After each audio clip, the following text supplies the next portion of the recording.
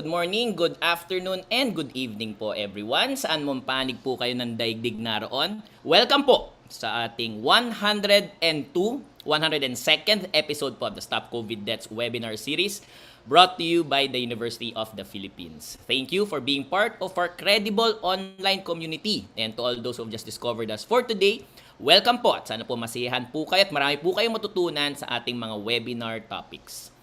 In the middle of May, the World Health Organization reported that 12 countries had cases of monkeypox virus across 3 regions of the World Health Organization.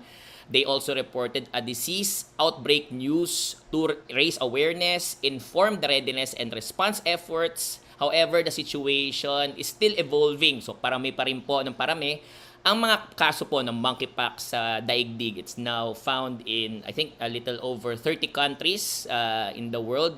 Hindi po ito bago. Ang monkeypox po ay hindi po bagong sakit. A number of countries, most of them in Africa, have been endemic for the virus for several years. Ang bago po rito ay yung pong mga monkeypox cases na nakikita po natin ay sa mga non-endemic na mga bansa. So, paano po ba natatransmit ang sakit na ito? What are its signs and symptoms? How can we differentiate yung rash ng isang monkeypox sa iba po pong mga rashes na nakikita po natin? So, for today's webinar, we ask the question, monkeypox, dapat po bang matakot? I'm Dr. Raymond Francis Sarmiento, Director of National Telehealth Center, National Institutes of Health, University of the Philippines, Manila. Always a pleasure to be with all of you during our regular Friday natin po, no? And also very happy to share hosting duties with our beloved mentor, our adjunct research faculty at the National Telehealth Center, and also the special envoy of the President for Global Health Initiatives, Dr. Susie Pineda Mercado. Dr. Susie? Hi, good afternoon, Raymond. And likewise, my pleasure to be with you every Friday. For today, I'm coming to you from the Philippines. And it's really great to be here. Alam niyo po, nagkita-kita po kami nung nakaraang Lunes for the first time. So it was really good to get together. And just like to say hello to everyone who's watching from different parts of the world and from all the different parts of the Philippines, and for those who are watching us in the playback, whether that's on Facebook, YouTube, and those who are watching us on Facebook and YouTube right now. So lalo na yung mga may watch party, no? Naalala ko yung UST Dialysis Center, di ba? Kamusta po sa inyong lahat dyan? And all of you who have been faithfully with us in this online, we call it a credible online community, because we wouldn't be here without you. And dahil po sa inyo, nandito po kami. So meron po kami magandang balita sa ngayon, no? We have a nice announcement. So TVUP, please go ahead.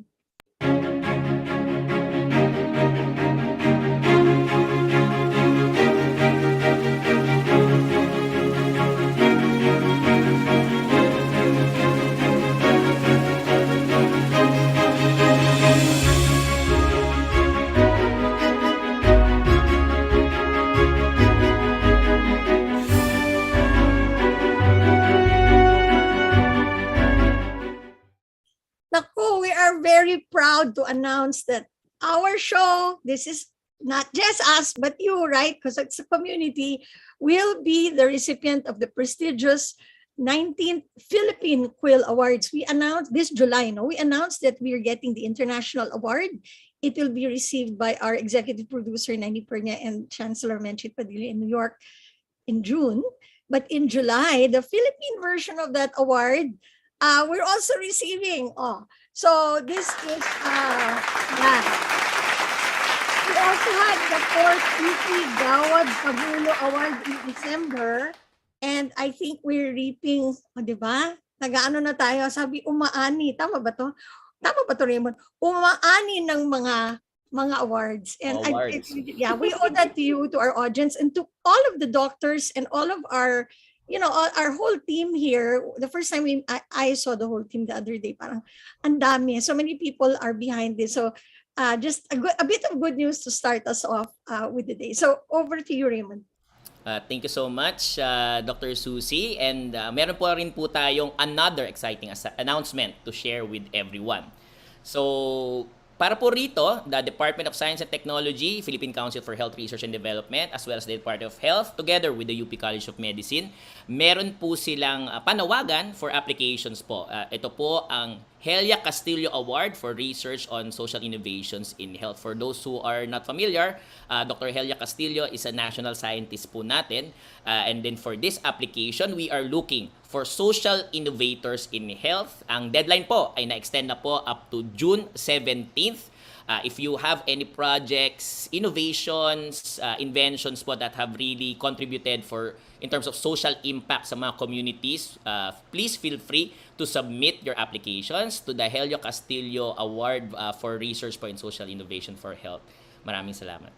Uy, magandang balita yan, Raymond, because we have a lot of doctors, nurses, health workers who are probably doing some innovations, doing research na there's a cash prize to the to this particular award. Yes, I believe so. And I think this is the third year na po, Dr. Susie, that GCARC, which is the acronym for the award po, no, is being handed out. What the previous awardees have done po is to use yung pong makukuha po nila is to be able to sustain their own social innovations po for their own communities po. Okay, so Raymond, just for so dun sa mga interesado, where can they get more information? Kasi malapit na yung June 17 kung merong mga nakikinig sa atin na gustong mag-apply. That's correct. For more information, you may contact po your local po na regional po na Health Research and Development Council or visit the PCHRD website po at pchrd.dost.gov.ph. Yun. Okay, so let's just hold that there for a second so that you guys can take a snapshot of it. And don't miss this, no? Parang maganda ito, yung mga na-award, ang husay talaga nila and maraming naitutulong kasi innovation nga, new things. Okay, so we proceed with our program and I think you've noticed, those of us, well, some of you already saw this, but there may be some who are joining us just for the first time or for the first few times. We started calling this Stop COVID Deaths, talking about COVID. But because things have changed a little bit, we have given a new meaning to COVID. So COVID is of course, COVID, right? So we will continue to monitor the pandemic because we're not yet completely out of the woods on the pandemic. So COVID, the O stands for other outbreaks, the V stands for viruses, I stands for infections, and D for disaster. So we've expanded our discussions a little bit and have some new interesting things for you. And we know that you always want to get the latest, most accurate health and medical news. And so we have created a very special segment called the News Update.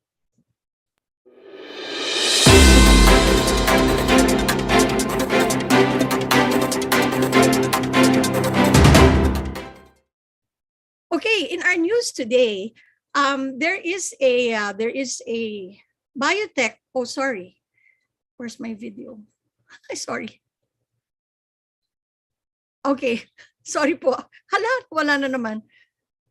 Okay, so in the news today, there is a report on a new vaccine that's being developed for snail fever or schistosomiasis. No? Snail fever has been in the Philippines a long time. We've had this as an endemic disease. Matagal ng problema yan, lalo na sa mga probinsya.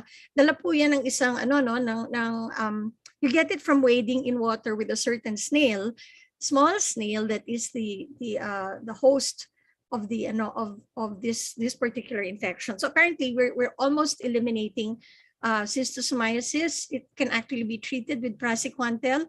But a vaccine is most welcome. And the first trial for the vaccine has been done in Seattle, Washington State, by a Seattle-based biotech company called PAI Life.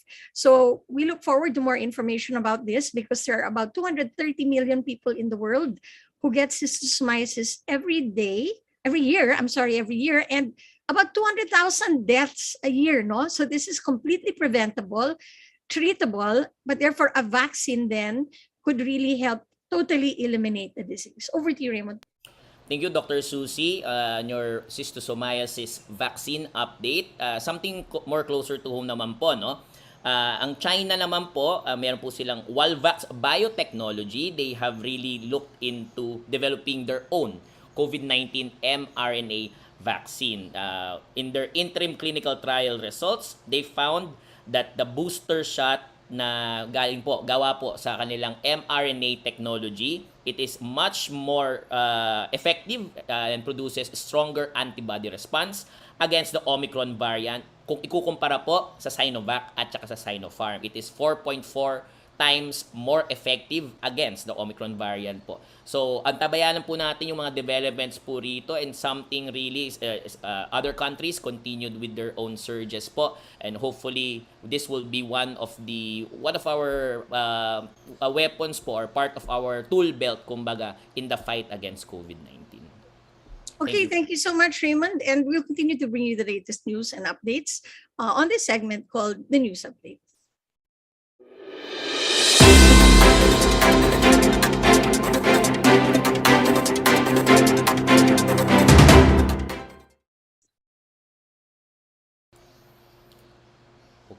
Okay, tuloy-tuloy po tayo. We'll go back to monkeypox.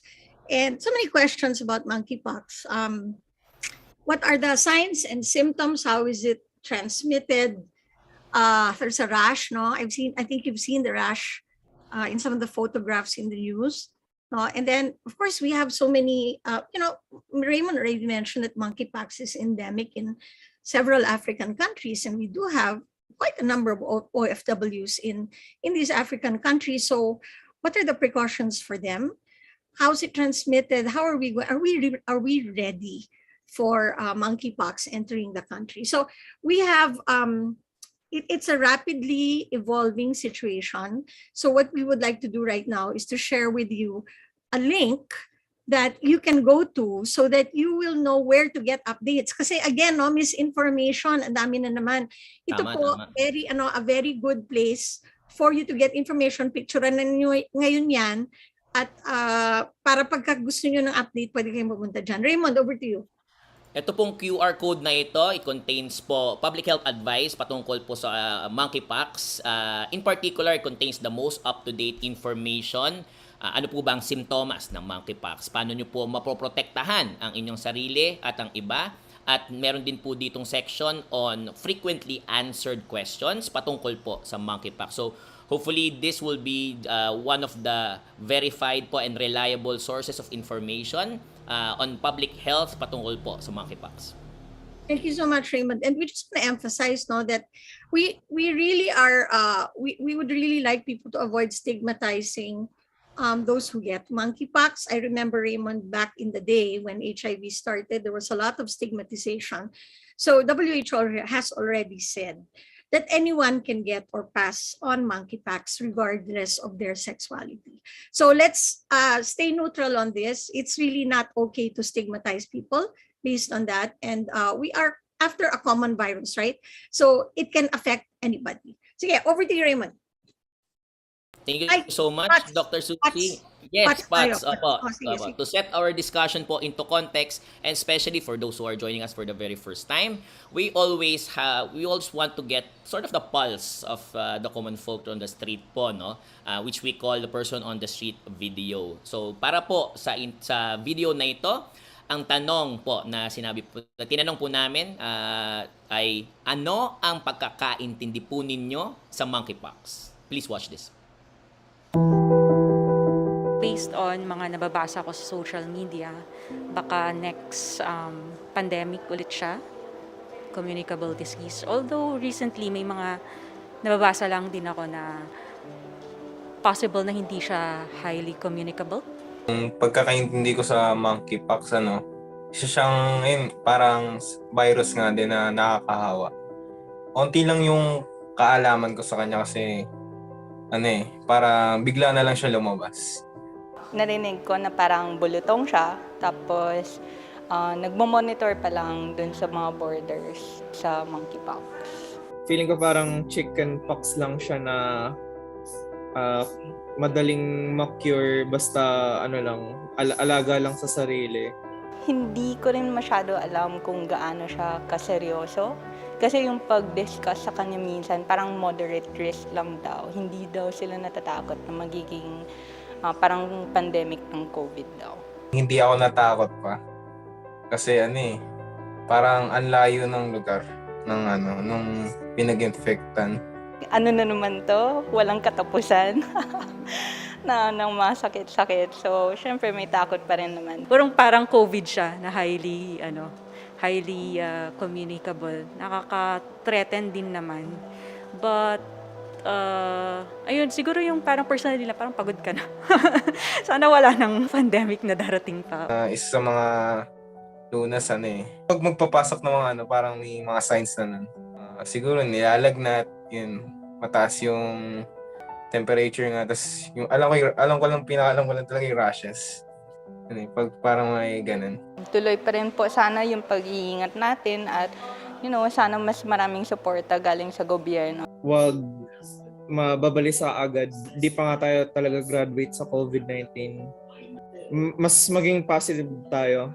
Increase lang yung kaalaman din dun sa disease na yan para makapag-prepare din tayo. Maging aware tayo, maging knowledgeable sa mga bawat sakit kahit ano man yan para safe talaga. Yeah, thank you so much, TVUP, for that. I think it's always a wake-up call for us to try to understand what ordinary people are thinking, and for our community, our frontliners here. Kasi minsan marami na tayong alam, akala natin naintindihan ng lahat ng tao kung ano talaga ang pinag-uusapan. So, a very fitting way to start our discussion. Raymond, over to you. Thank you, Dr. Susie. Now, just a few housekeeping rules po, no?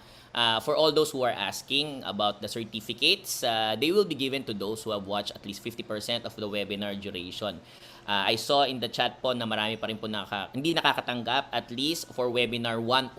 So we'll be reviewing our records din po. But for webinars 1 to 100, we have already completed po sending out our certificates. If you did not receive but you feel or think that you should have received, please email us at stopcoviddebts@up.edu.ph. For today's webinar, we will be following our standard panel discussion format. The talks from our speakers will be followed by a Q&A session wherein questions come in not just from Zoom but also in Facebook and YouTube, where we are being live streamed, will also be selected, and we hope to be able to get your questions po. We see that there are already a few questions that have been posted dito po sa Q&A box, so please feel free, if you already have questions, to put them in the Q&A box po. Next up, we will be doing our fun quiz. So TVUP, can we have our intro video? Hello? Hello? Hello? Kumusta na kayo lahat? Hi, I'm Doc Susie, the mini Doc Susie. And I'm Doc Radar, the mini Doc Raymond. Are you ready to have fun?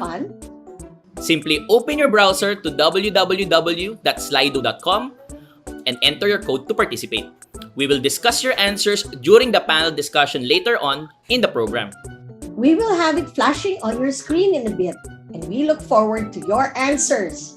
Masaya at madali lang ito. Join na!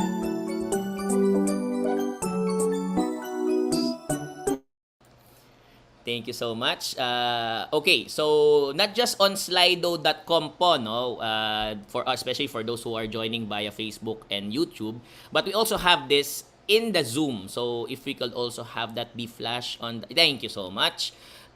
For those who are not in the Zoom but will be joining us via Facebook or YouTube, if you could open your internet browser and type in slido.com doon po sa inyong address bar, and then when you are prompted, input the code 5405717. That's 5405717. Medyo bago po ang ating format for today kasi instead of 2, we have 3 questions for our fun quiz. The first of which is, are monkeys the natural reservoir of the monkeypox virus? Yes or no question lang naman po ito.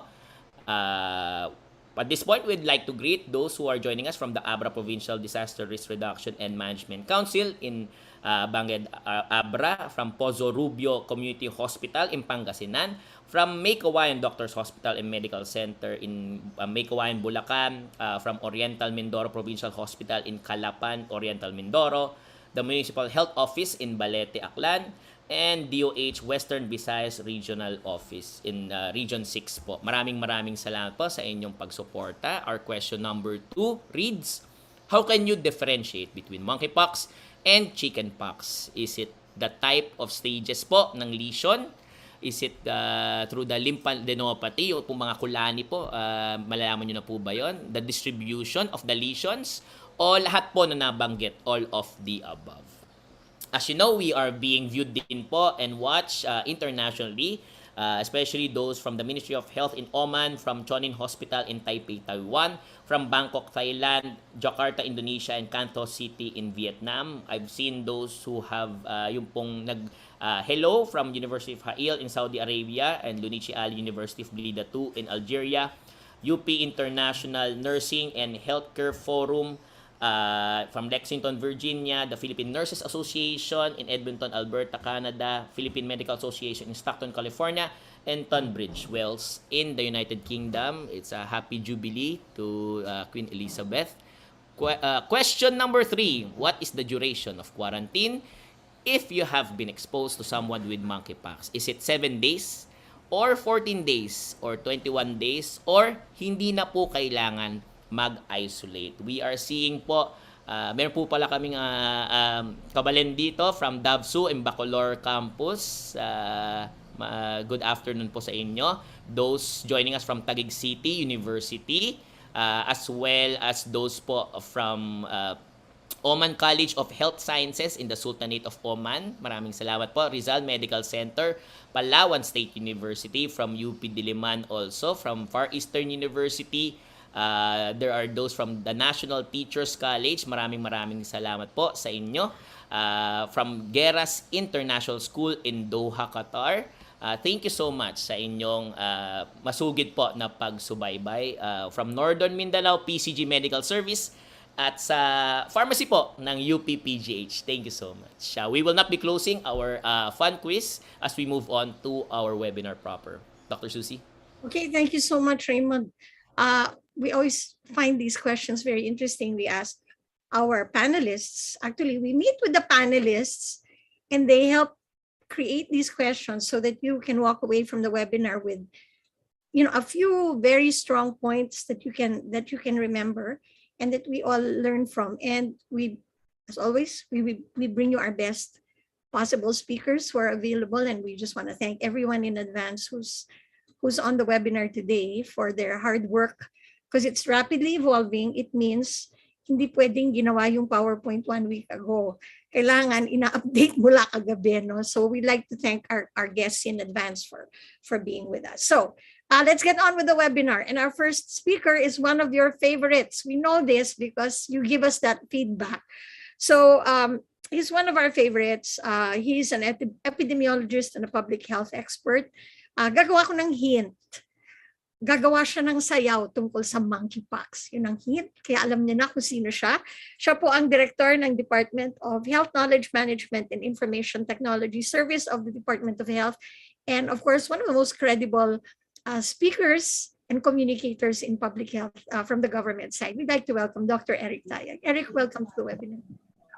Thank you so much, Susie, and hello to Raymond and everyone who's watching now. Our special edition for you, the monkeypox. Oh, may sayaw ba? May sayaw ba, Eric, the monkeypox? Yun ang inaantay ng audience. Ay, tingnan natin mamaya. Okay, let me share the slides. Okay, go ahead.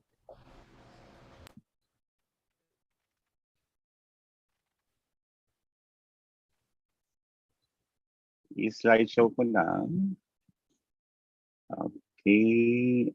Kita ba? It's not full screen yet, Eric. Lang nawala, sir. Not yet full screen. Okay. Oh, ayan. How's my video? Okay, now good, sir. All good. Go ahead. Okay. Yeah, perfect. Okay, let's have this presentation now. Okay. Good morning, good afternoon, good evening, everyone. Hinawi na po ang kortina. The human monkeypox. Are you thinking what we're thinking? At sigurado ba kayo?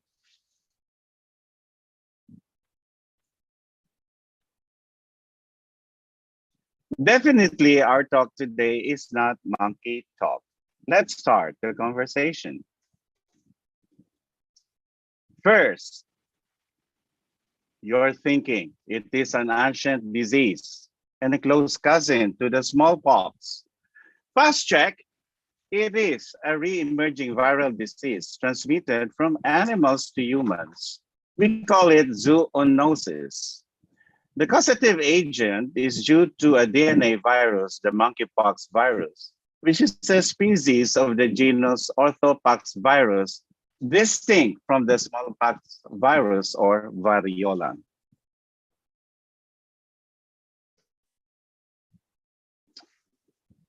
This timeline shows you the 4 decades of human monkeypox discovered in 1958 in monkeys that were being experimented on. It was only in 1970 that the first human case was reported. Through the years, monkeypox established itself in the West African countries, and thus monkeypox became endemic.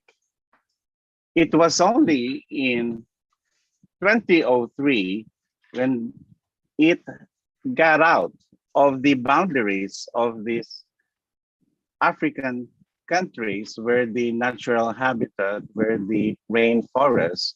And so in 2003, the United States reported over 40 confirmed or suspected cases of monkeypox, and this was traced to prairie dogs, which have been infected by an animal considered one of the natural reservoir of the monkeypox virus. You are now thinking monkeys are the natural reservoir of the monkeypox virus or MPXV. Fast check. Its natural history remains unclear. There's reference, however, to an enzootic cycle that involved humans, non-human primates, and squirrels. If you have these pets in your home or anybody that you know, watch out because they may harbor the virus. On your right are animals that you might consider harmless.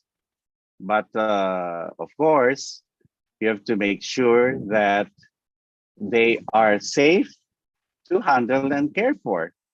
So we have here the squirrel. Ayan, yan nakadapang yan. Then we have the dormice. Okay, then we have the giant Gambian pouch rat.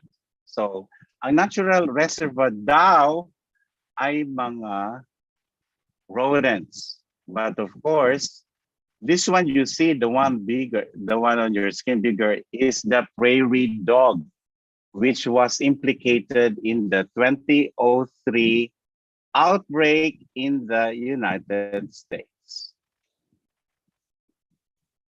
Incidentally, dogs and cats can be infected, and because it's a zoonosis, they can transmit the virus to humans. You are now thinking that the virus is a sexually transmitted disease. And why not? Because the clusters reported in several countries, particularly in Spain, revealed a cluster of cases among men who have sex with men.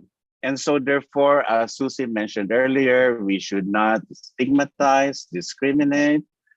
And while the investigation is still ongoing, yes, most of the reported cases are among men who have sex with men.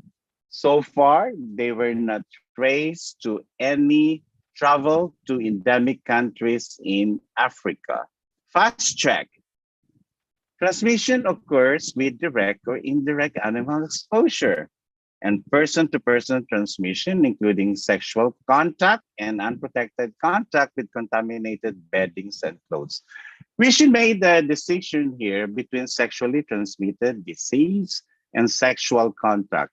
What happens in the transmission between men of sex with men is the intimacy, the skin-to-skin contact, which is considered a sexual contact.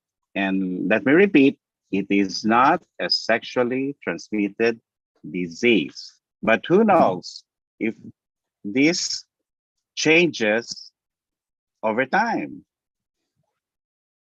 Now, in the United Kingdom, monkeypox is considered an HCID, which means a high consequence infectious disease.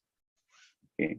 On your right, we show you a study wherein they reported 7 cases retrospectively, but I'm going to emphasize here the 3 cases that were reported in England in 2021.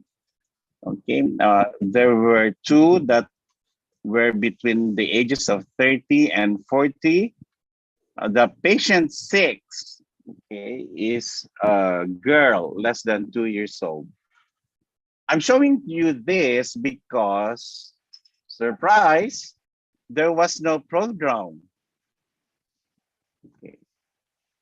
Symptoms or signs that will make you suspect that something wrong is going on in your body. And so I won't speak much of this because the other speakers will talk about the clinical presentation of monkeypox in humans. You are thinking that human monkeypox is easy to spot, difficult to miss. This series of pictures have become viral. In fact, it shows you the evolution of the rash 2 or 3 days after the onset of some fever, enlarged lymph nodes, and of course, these rashes are characteristically, they appear in the hands, in the face, any parts of your body. And for these clusters, even a penile lesion would make you suspect that it's monkeypox. Fast check. Unless you report and notify health authorities and consequent epidemiologic investigation is done, then you will never know for sure. A high degree of suspicion is required, and so therefore, in our evolving understanding of monkeypox, we have here a case definition for a suspect case. More of this will be discussed by the other speakers. But a single confirmed case in a country where monkeypox is not endemic is already considered an outbreak. A spotlight. This was reported in Israel of a case wherein they followed the prognosis. So there was a history of exposure to rodents that may have harbored the virus. There was a penile lesion, developed fever, fatigue, and there's the characteristic rash, which evolved from maculopapular, then becoming vesicles and pustules, and then maturing into scabs that fall off. You are now thinking that those who had history of travel in affected countries or exposed case should stay home for 21 days. Fast check. The incubation period ranges from 7 days to 17 days, an average of 12 days. The quarantine period is for 21 days. Please remember that the case remains infectious until the scab falls off. Although there was a reference that even after the scab falls off, some of the cases may still be infectious. Contact tracing measures the risk of infection and transmission. That's why it's important that once a case is detected, contact tracing should be done immediately.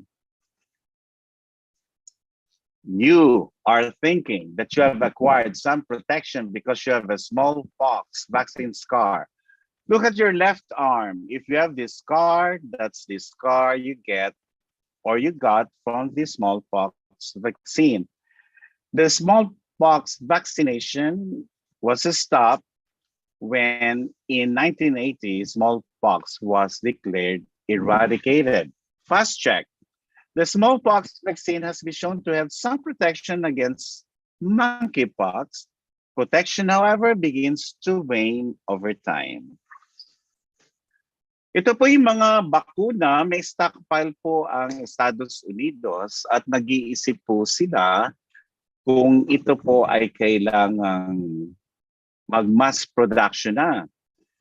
Yung pinakabago po yung Genius o sa Europa, ang tawag sa kanya ay Invanex, ay kasalukuyang pinag-iisipan na po ng manufacturer kung sila po ay talagang gagawa ng maraming bakuna at ito ay nakaantabay na. Pero ang Centers for Disease Control ay nagsasabi, lalo ng Advisory Committee on Immunization Practices, na hindi naman lahat ay kailangang bakunahan. At dito sa screen, ito lamang po yung nire-recommenda nila.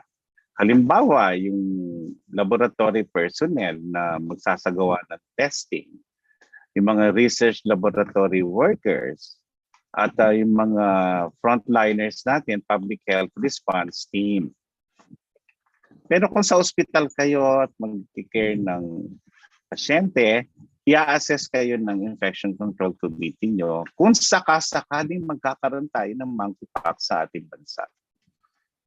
You are thinking that the monkeypox is now a pandemic too. Fast check. The WHO Director General has not yet declared the current monkeypox outbreaks as a public health emergency of international concern.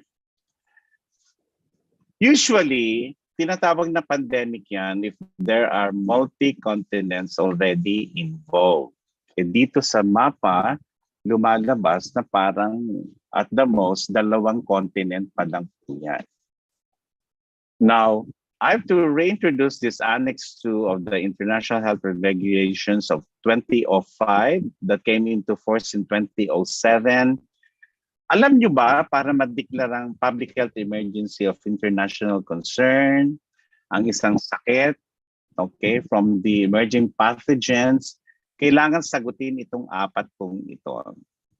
Is the public health impact of the event serious, unusual, or unexpected? Is there risk of international spread?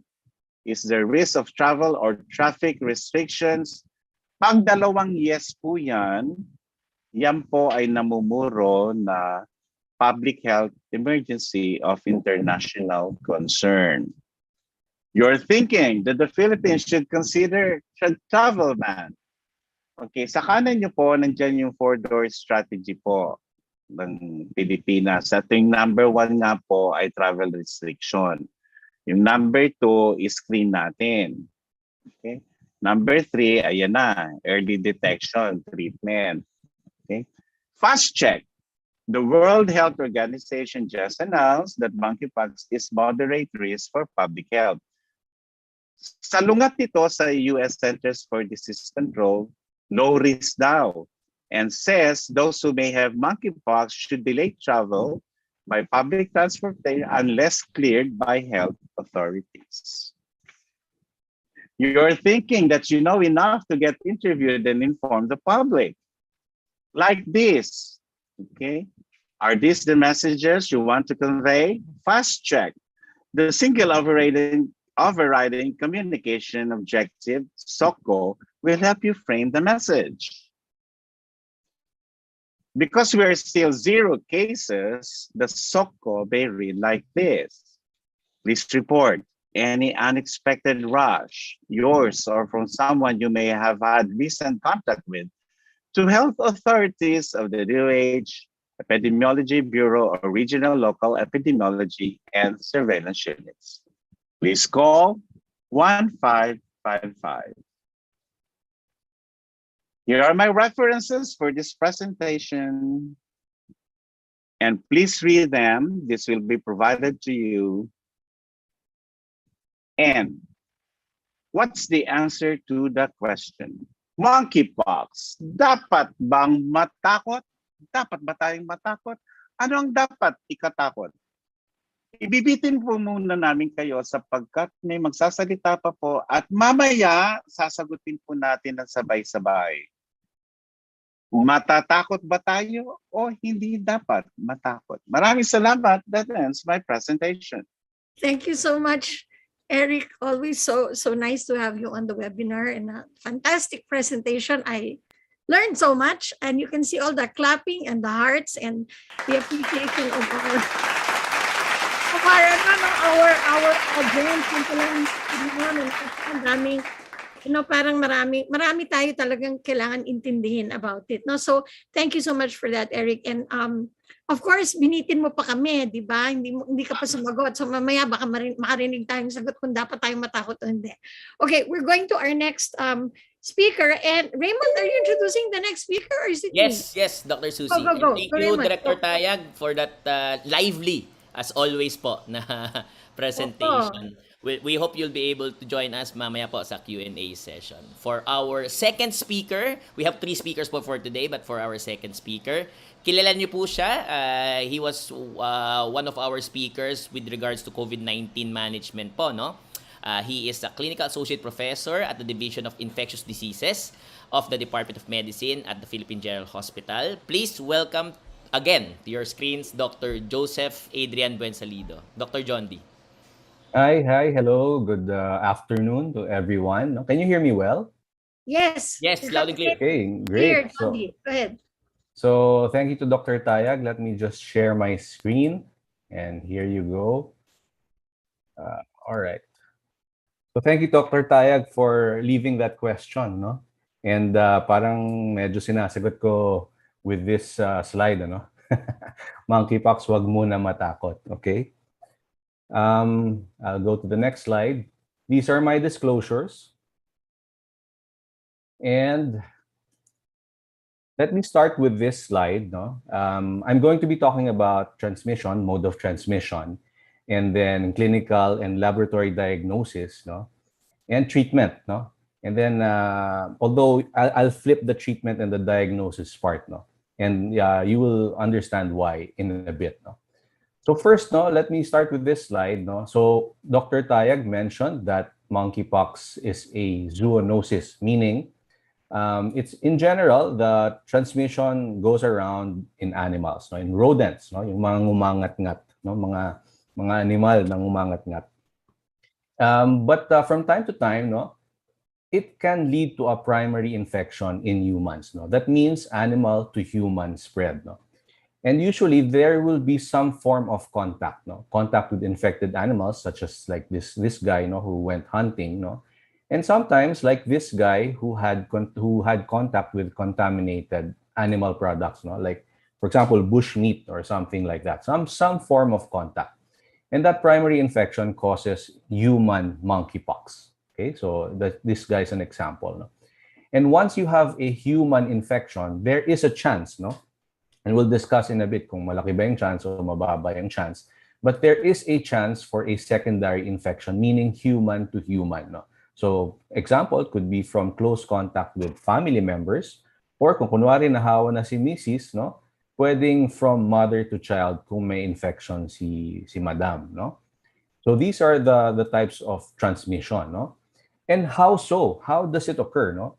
It is usually unprotected contact with respiratory droplets, no? Okay, so right now, hindi siya yung main mode of transmission is not airborne like COVID, measles, chickenpox, no? But respiratory droplets, meaning yung mga droplets na merong laway, no? May particles, no? Viral particles, no? Etc. But hindi siya yung lumilipad-lipad, no? But it's heavier than airborne. So it usually drops in 3 feet. Kunwari, lumabas siya sa akin, in 3 feet, bumabagsak na. But more than that, also, ang isa sa mga infections na nakukuha talaga coming from lesion material. When we say lesion, yun yung mga rash, no? Yung mga rash na nakikita sa balat, no? Body fluids, no? So the virus can be found also in sa loob ng ilong, sa laway, sa mouth, no? Respiratory secretions, no? And of course, contaminated materials and surfaces, no? And therefore, that means the virus can enter us, no, humans, through the respiratory tract, through mucous membrane, so eyes, nose, mouth, no. And so mucous membranes, meron din sa genitalia, di ba? No? And then broken skin, no. Example, animal bites. No?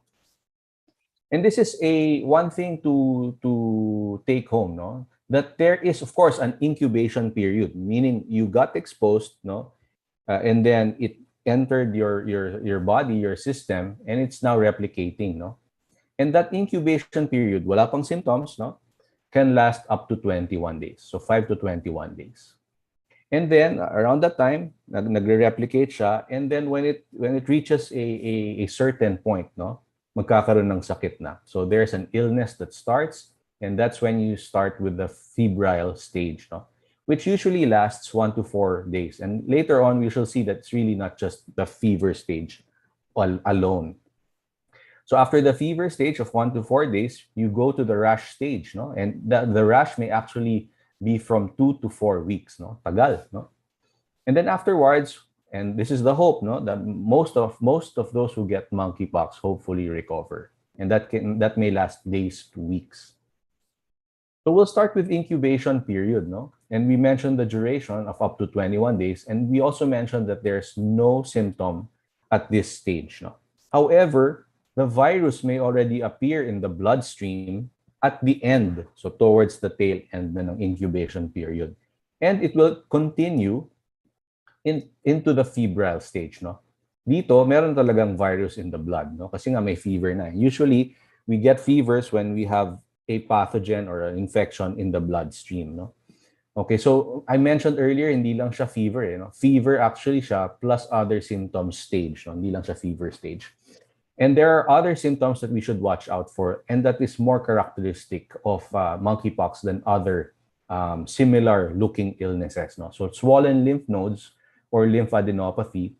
And the others are medyo non-specific, no? Medyo talagang it can appear in other illnesses, no? Headaches, chills, sore throat, malaise, no? Fatigue, no? And sometimes even small lesions in the mouth, no? May appear towards the end of the fever stage, no? So pag naka 2 to 3 days, 4 days na ng fever stage, you get patients that you suspect, maybe you can look in the mouth around that time, no? But protect yourself. And this is the disease progression of the rash stage, no? So pag nag-appear yan, may stages, no? It starts with macules, and we define macules as flat lesions, no? Wala pang bump. And then it will turn into a papule, no? Meaning nagkakaroon na ng bump. And then biglang magkakaroon ng parang fluid na laman sa loob, no? And that's what we call a vesicle, no? And if we look at this lesion closely, no? Parang may depression sa taas, no? So ganoon, merong minsan yung mga vesicles sa monkeypox, no, merong depression sa taas, no. And then the pustule also has that depression, pero instead of clear liquid, nagiging parang nananana or pus, no. That's why it's called the pustule. And then maninigas na crust, no. So maninigas na yan, and then this is how it looks like. So this is the natural progression of skin lesions in monkeypox, no. And one of the things that we have to look out for is usually in monkeypox, pare-pareho yung itsura ng mga lesions at a time, no? So kumbaga puro flat lesion siya at this point, and then a couple of days later may bumps na sila lahat, and then later on magiging vesicles lahat, halos lahat, and then pustules and then crust. So medyo sabay-sabay sila, no? They come in those stages, no? And then at this point, no, virus may still be in the blood at the rash stage, no? But definitely the virus is present in the skin lesions at this stage, no? And the antibodies, no, panglaban ng katawan, are starting to be produced and become detectable at this stage. So there are many different presentations, no? Many different diseases that can look like monkeypox. So hindi naman monkeypox agad yan, no? Kasi maraming iba-iba, no? And this table just shows some of the differences and similarities of some of the common skin diseases that can look like monkeypox. So let's examine, no? Monkeypox versus chickenpox versus measles, no? So all of them may present with fever. And when does fever start? In monkeypox, around 1 to 3 days before the rash. So chickenpox, almost the same, no? 1 to 2 days. So hirap, di ba? Measles, around 3 to 5 days before the rash, no? But again, parang mahirap ma-distinguish just from fever. How about the appearance? And I mentioned this, for monkeypox, the lesions often occur in one stage of development. So sabay-sabay silang flat, sabay-sabay silang papule, and then vesicular, then down the line. No? As opposed to chickenpox, no? Sa chickenpox, lesions occur often in different stages of development. So minsan may flat, may bump, may pustule, may vesicles, no? Measles, ganun din, multiple stages of development. Although sa measles naman hindi common yung vesicles, pustules, etc. Usually macules to papules lang, no?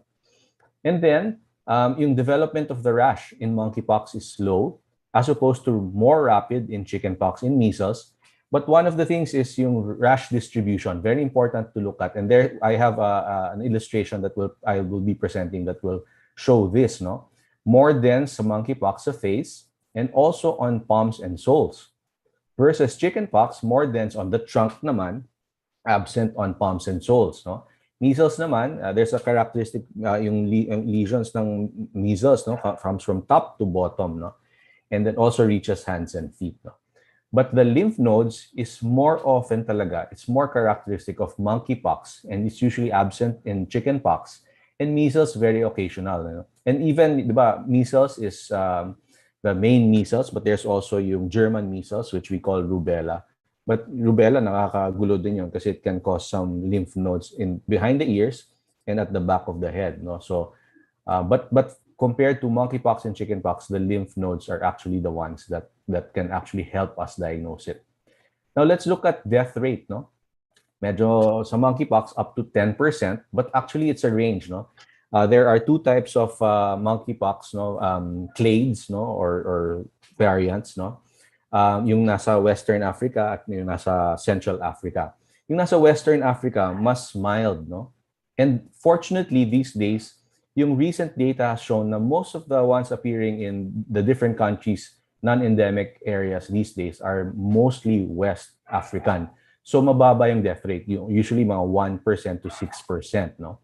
Tapos yung death sa Central African variant, no, or clade, is mga 10% up to 11% pa nga actually. So we are fortunate that these days, no, ang mas nakikita natin ay mukhang yung lumalabas sa mga different countries these days na non-endemic areas are yung nandun sa West African Evolutionary Association, no?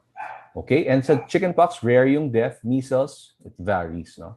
Okay, and this is just a picture of how, monkeypox, chickenpox, and measles, no? Okay, but the next slide, no, is the one that I promised earlier, no? Kung nakikita nyo, monkeypox is on the left, chickenpox is on the right, no?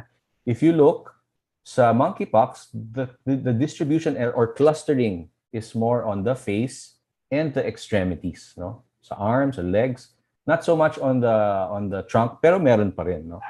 And then sa chickenpox naman, baliktad, no? Meron pa rin sa face, meron sa extremities, but more on the trunk. So very important slide to take home. And again, yung lymph node, nakikita, ayan, medyo malalaki yung mga lymph node. And hindi lang sa head, sa neck, pwede rin sa kilikili, pwede rin sa mga singit-singit, no? And then look at the lesion again, no? Merong umbilication or depression yung sa monkeypox. Chickenpox, not so much, no? So we go to the last stage, which is the recovery, no? Dito talaga lumalabas na yung antibodies in the blood, and scars may remain, no? So, yun yung medyo hindi maganda kasi scarring may occur, no? So we'll give you again the overview. Incubation, no symptoms. Fever stage is actually fever plus different other symptoms, including lymphadenopathy stage, no? And rash, of course, the rash on the skin, it's a recovery, absence of symptoms. And this is just one. The West African clade is the one that I was talking about. More common yung nakikita ngayon is West African clade in the different countries, no? And this is the distribution and the prevalence of symptoms, no? Rash, number 1, fever, number 2, headache, pruritus, no? Pangangati, no? And sometimes masakit pa nga yung ibang lesions, no? And then lymph nodes, no? Chills, sweating, no? And then muscle aches. Yon yung mga above 60%, no? Na nakikita. So those are the common symptoms in monkeypox. But here we see that not everyone gets symptoms, no? Some are asymptomatic. So it's possible that asymptomatic infection can occur.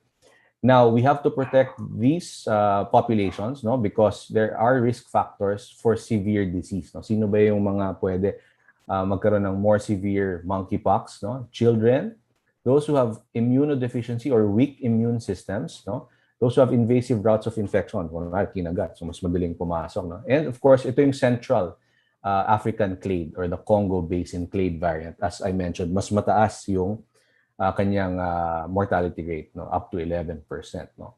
And na-mention ni Dr. Tayag yung protective factors, no? Prior smallpox vaccination, na-mention actually na around 85% yung possibility of protection conferred by the smallpox vaccine, no? But again, na-mention din ni Dr. Tayag na may waning, no? Kung matagal na, 30 years ago, baka bumababa na rin yung protection. And we mentioned the Congo or Central African clade, higher mortality. So again, these are the signs and symptoms. Let's focus on bullet number 2, no? What is the treatment? How do we treat, no? It's mainly supportive, no? And symptomatic, no? Kasi maraming symptoms, we treat symptoms, no? Because eventually the immune system will be able to, to beat the monkeypox disease, no? Specific antiviral treatments, there are a couple that are being studied, no? And potentially to be used, no? But right now, nothing definite yet, no? Okay, so these are the elements of patient care, and we'll go through them one by one. So we mentioned symptom management. So for fever, okay, cooling, remove garments, apply cool, damp cloths. And then for pain, no, pain medicines, no, paracetamol, yung ating very reliable paracetamol, no. And then for the rash, we try to take care of the rash, no? Meaning we don't want the skin to be damaged. We don't want it, to become secondarily infected, no? Kasi virus siya, minsan pwedeng magkaroon ng secondary bacterial infections. So avoid touching the lesions, no? Gentle washing, keep the lesions clean and dry, hydrate, no? Protect. Itong mga to, this is an antifungal or antibacterials only if needed, no? Kung may secondary bacterial infections. Okay, oral antibiotics sometimes are needed but not all the time. Only when it is indicated pag nagkaroon ng secondary bacterial infection. Okay. And then the mouth sores, no, can be painful, no? So again, sometimes even yung clean salted water, warm water can give some supportive care. For severe ulcers that are secondarily infected, pwedeng magbigay ng antifungal, antibacterials, no? Vitamin C, other multivitamins, I don't think we have much evidence for that yet. But definitely what we need to tell patients, we have to ask them to really eat, no? Ask them to drink, no? Hydrate, no? Sometimes if they're in the hospital and hirap talaga, pwedeng intravenously, no? And then treat conditions that affect nutrition, the sores, vomiting, diarrhea, so that they can maintain proper nutrition and hydration. Now for young patients, no? Oral vitamin A for eye protection kasi, but this is not really evidence for monkeypox, really more of measles evidence. But WHO has said na because there is some indirect evidence for measles that vitamin A in young patients, no, reduces morbidity sa eyes, no, then it may be given, no. Then breastfeeding, breast milk, no, And do not forget, no, if you're going to take care of patients with monkeypox or suspected monkeypox, there should be precautions, masks, and hygiene. Now, there is a certain proportion of patients who will develop complications, and that's why we really have to make sure that we take care of the eyes, the skin, no, because some will develop complications. Like 4% will develop bacterial infection of the eyes, 20% of the skin, and then diarrhea and vomiting, around 7%, no, abscesses, airway obstruction, sometimes lymph nodes nagka-crowd sa airway, can obstruct, but not so common, no. Pneumonia sometimes, no, and the rare ones are encephalitis and sepsis, no? Okay, and these are the danger signs, no, that we have to watch out for. So again, the different complications, and that includes possible miscarriage in pregnant women and death, no?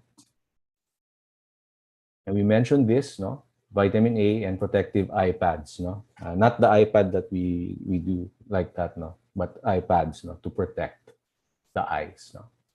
We mentioned pneumonia, no? Of course, respiratory supportive treatment, pulmonary hygiene, physiotherapy, oxygen if needed, no? Antibacterials if needed, so not in everyone, bronchodilators if needed, and ventilation support. Now, this is one of the things that we have to not forget, no? Some of these patients will really need psychological support, social worker support, or even a specially trained nurse, because the lesions themselves, di ba, hindi maganda itsura, no? And sometimes magkaka-scarring.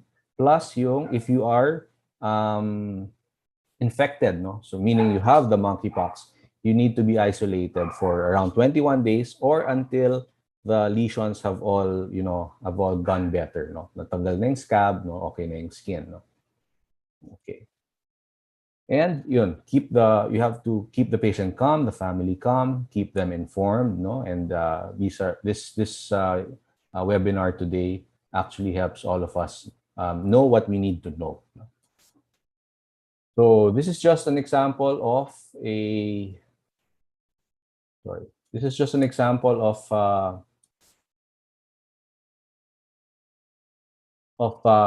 the many things that we can do, no? So basically, it's a busy slide, but what it says is that if you have a symptomatic problem, you treat, you take care, and then you monitor. Okay. So the long-term sequelae, pockmarks, no, sometimes corneal ulcers, sometimes blindness, sometimes loss of pigmentation sa skin, pregnancy complications, and definitely, again, treatment is supportive, including mental health support. So now we go to diagnosis, no? And I just wanted to take this opportunity to show you this picture, no? Monkeypox is a DNA virus, as mentioned, and the DNA is actually the one that will help us diagnose it, no? So this, again, we showed this before, but in our country, we do not recommend testing during the incubation period, no? During the fever stage, no? And antibodies in the recovery, but what is recommended in our country is to diagnose monkeypox using PCR of the lesion, the skin lesions, no? And you see there, I removed antigen, antibody, because antigen and antibody are actually non-specific tests. So what is PCR? Polymerase chain reaction. We heard that a lot in COVID. It's really just a genetic material that you extract, whatever you can extract, and it will be amplified by the machine.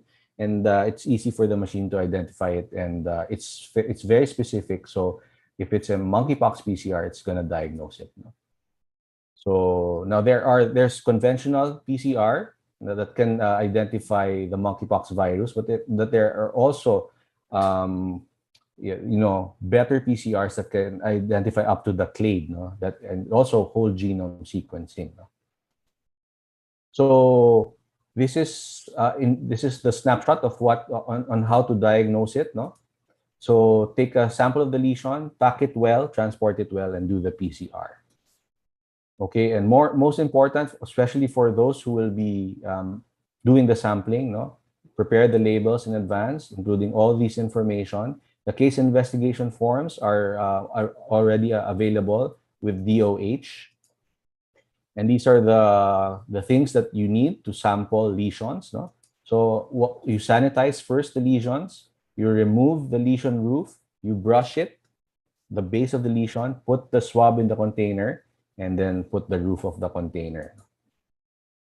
And the other possibility is if the lesions are already in the crusted stage, again, you sanitize the lesion, you remove the crusts, and you put the crusts themselves in the container.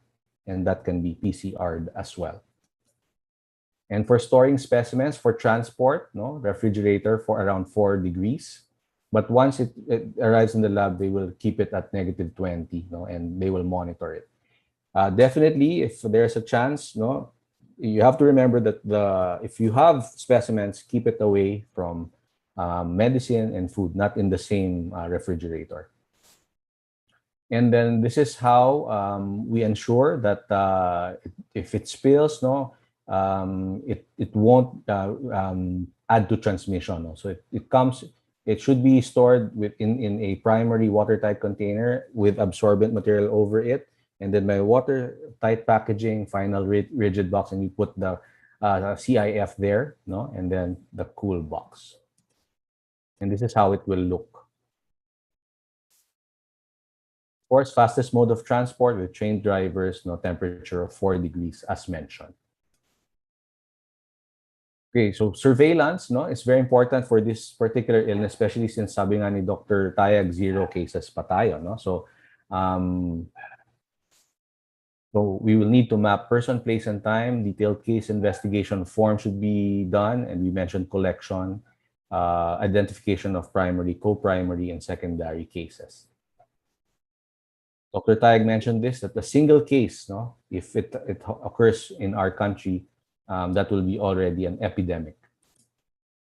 And this is one of the things that I think it's going to be very useful to everyone. It's the interim technical guidelines for the implementation, monkeypox surveillance, screening, management, and infection controls. Very comprehensive. So if you can get a hold of it, better. And suspected cases is basically as I described, but nakasulat lang talaga dito dun sa document na any person with an unexplained acute rash with any of the following symptoms, and dapat ma-rule out yung varicella, herpes zoster, measles, herpes simplex, other causes of rash, no? And that will be a suspected case. And these are just other differentials, no? Measles, no? Shingles, no? Syphilis, herpes simplex, no? Molluscum contagiosum, no? So those are things that we need to rule out. Now, a probable case is someone who has an epidemiological link, no? A suspect case with an epidemiologic link has a travel history to a monkeypox endemic country in the past 21 days before symptom onset, has had multiple sexual partners in the 21 days before symptoms onset. And then a confirmed case if PCR is positive or whole genome sequencing is positive. And then contacts are defined as persons who had exposure beginning at the onset of the source case's first symptoms and ending when all the scabs have fallen off. Okay? Whether face-to-face, direct physical contact, or contaminated material contact. Okay, so let me just take this opportunity to promote my book, no? It's called Mikrobyong Maliit, Pandemyang Pasakit, no? It's about COVID-19, but lo and behold, I didn't know, no, it's mentioned mikrobyong maliit. Meron pa palang isa pang mikrobyong maliit na lalabas, no, yung monkeypox, no? So I won't read the whole thing, but maybe just an excerpt. May bagong kontrabida o kalabang nagka-comeback. Ang COVID-19 nandito pa nga, eto na naman may nagbabalak, no? Isa na namang virus ito, monkeypox ang pangalan. Mula sa hayop papunta sa tao, nakakahawa man to man o woman, no? So in general, what we discussed is summarized in this, no? And I think sa dulo sinasabi, wag lang tayong matakot at magsawa sapagkat hindi naman ito si King Kong, si Abu lang ito ni Aladdin o si Cheetah, kayang-kaya ni Tarzan basta may tulong. So let's help each other. It's a global problem, but we can help each other, no? And we survived COVID, no?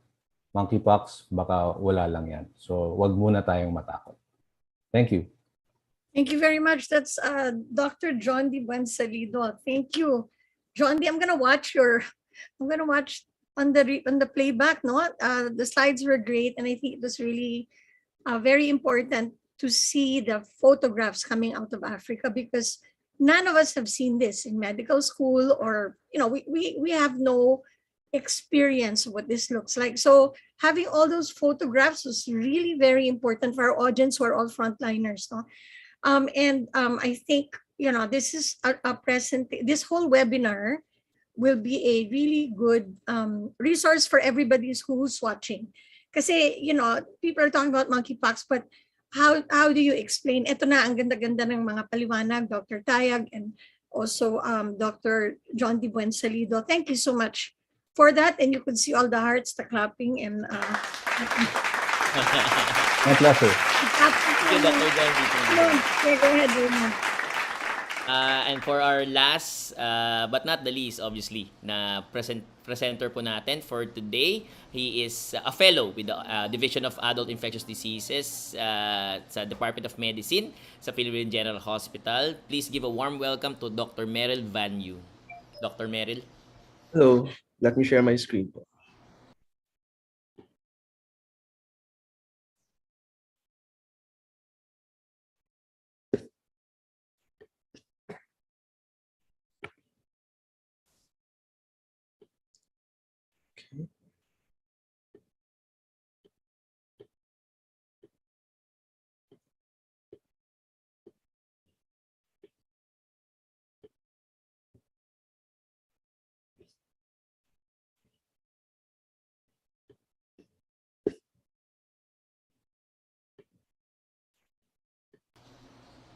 Just let me share my screen for a bit. No problem, no problem. Okay. Like yung nakikita natin Dr. MERRILL, just for your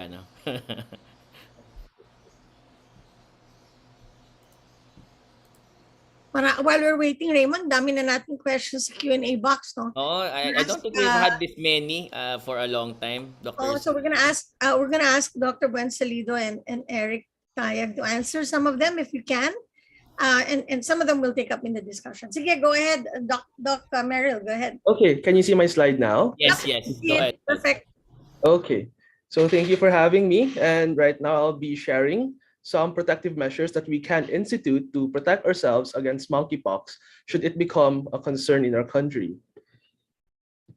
The World Health Organization, as well as the Department of Health, have published interim guidelines for the detection, surveillance, as well as the management of monkeypox infections. Hence, my presentation today will have their information gathered from these publications. First, to prevent transmission of monkeypox in the hospital, contact precautions, droplet precautions, as well as airborne precautions should be instituted. You may see these posted in the patient's rooms or outside their environment. So contact precautions means that everyone must be careful of touching the patient and his or her surroundings. Hence, they should be wearing gloves as well as gowns to protect their bodies. For droplet precautions, because of the risk for respiratory transmission of the virus, people interacting with the patients should wear masks and even wear face shields and eye protection in case of splatters if there are procedures. Because of the risk for airborne precautions, it is currently recommended that people taking care of monkeypox patients should wear N95. Ideally also, they should be secluded in a solo room. So, if a patient is admitted for monkeypox, he or she should be isolated in a negative pressure room if available. This room is special because it contains filters that can suck away the contaminated air and reroute it for proper disposal outside the hospital. However, if unavailable, these patients can be placed in a private room. But if neither option is feasible, then precautions should be taken to minimize exposure of the patients to the surrounding persons. They can do this by wearing surgical masks over the patient's nose and mouth, as well as covering any of the patient's exposed areas with a sheet or gown. PPEs should be worn before entering the patient's room and used for all patient contact. PPEs should also be disposed prior to leaving the patient's isolation room where the patient is admitted. These are the recommended PPEs: disposable gowns and gloves, especially when having contact with the patient, N95 masks or comparable respirators, eye protection such as face shields or goggles, because of the risk of procedures that may lead to splashing and spraying of the patient's body fluids. As mentioned before, the infectious stage of the patient is when there are rashes. So we're afraid that if rashes might be manipulated, these might cause infection for those who are taking care of the patient. Other standard precautions that should be done and followed include proper hand hygiene, correct containment and disposal of contaminated wastes. This means that the wastes should be segregated and disposed properly according to hospital policies. There should also be care when handling soiled laundry, such as beddings, towels, and personal clothing. These should never be shaken or handled in a manner that may disperse the infectious particles. Other standard precautions would include care when handling used patient equipment. They should be disposed properly, and for those equipment that need to be sterilized, they should actually be done appropriately after.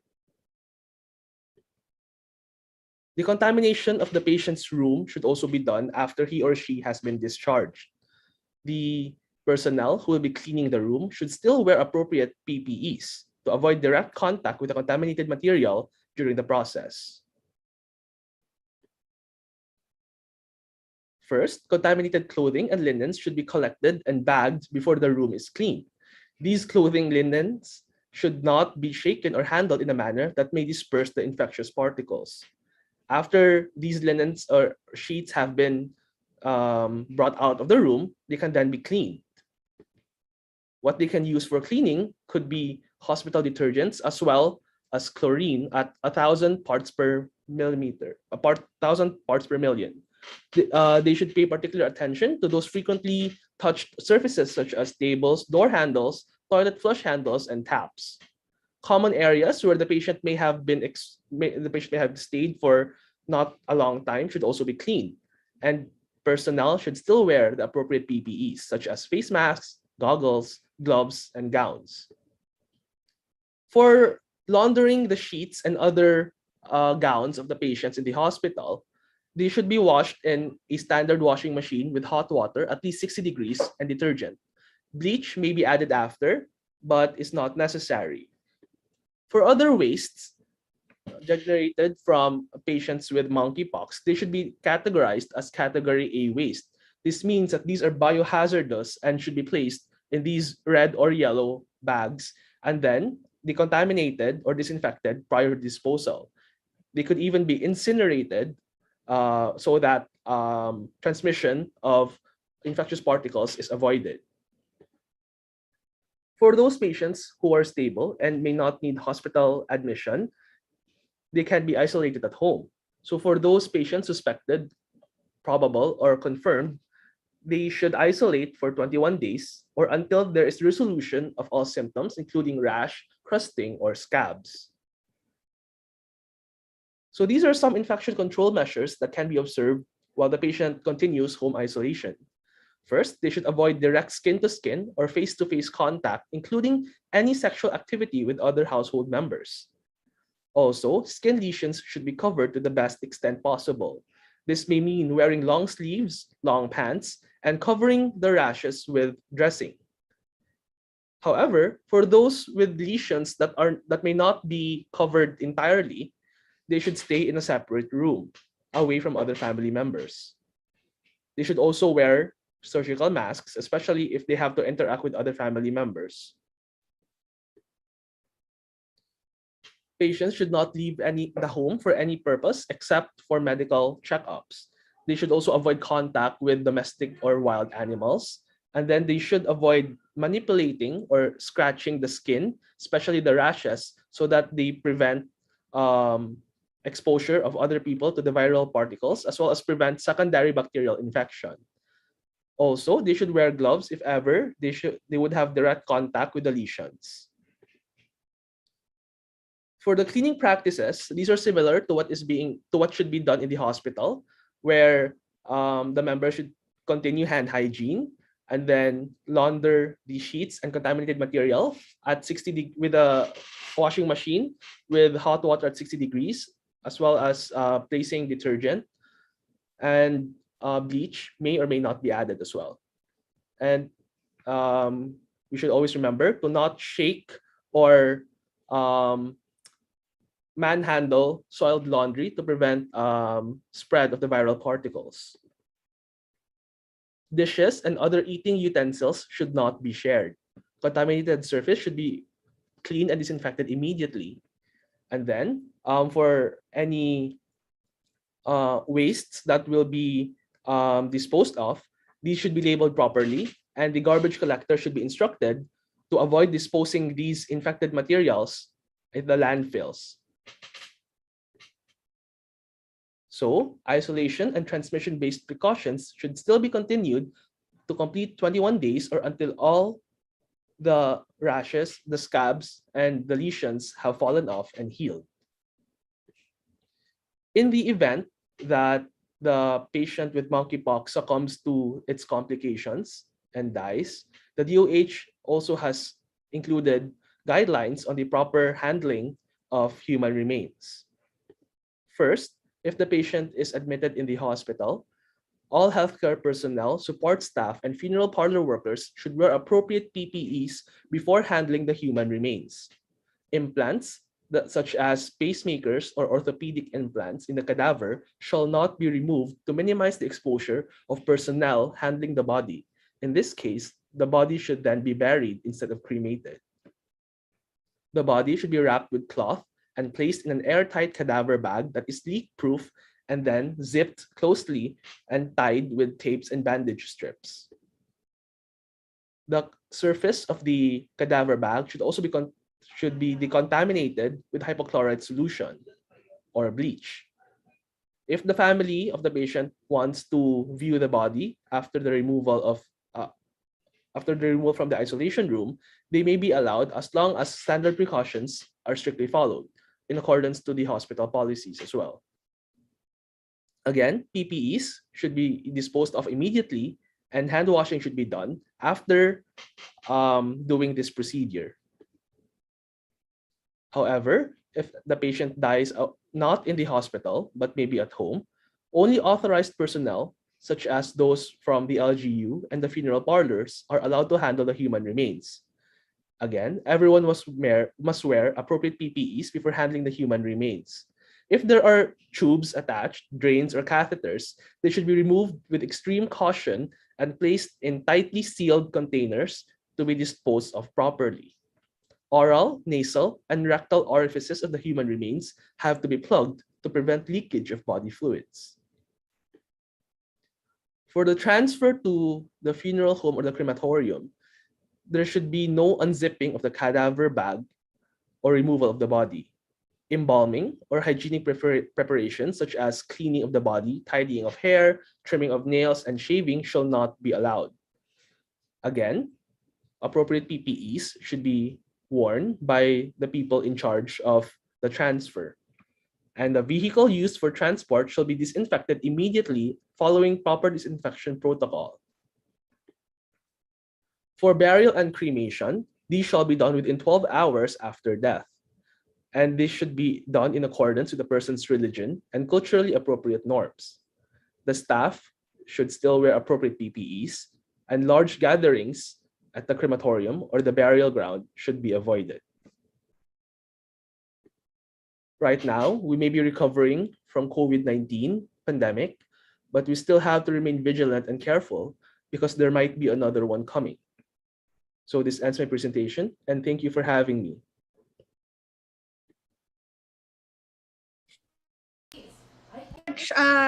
Dr. Merrill, thank you. Again, I'm sure our audience appreciates that practical advice, no? Kasi in this webinar, we always try to emphasize how to protect our health workers and our frontliners. And I think you gave really very good descriptions and even photographs of what we have to do should there be cases here in the Philippines. Wala pa naman tayo doon, pero mabuti na yun. So, thank you so much for that. Raymond.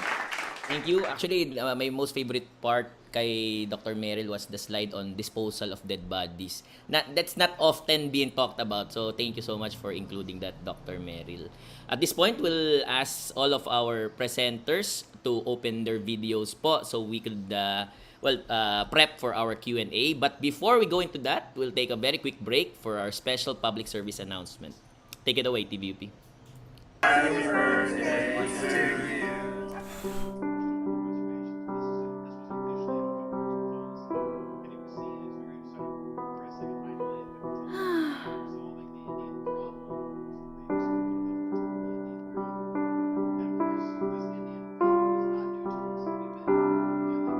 Maaari na bang magpabakuna ang mga batang 5 hanggang 11 taong gulang? Oo, nagsimula ito noong Pebrero. Nagpabakuna na ba kayo? Oo, nagpabakuna na kami. Yung mga bata, magpabakuna na kayo. Stay safe and stay well. Mga bata, magpasama na sa Bakuna Center.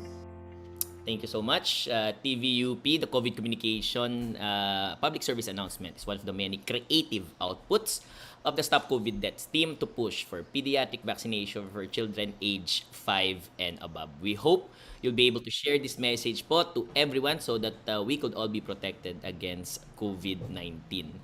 For all those naman po, we know you're very, very busy po with all of your schedules.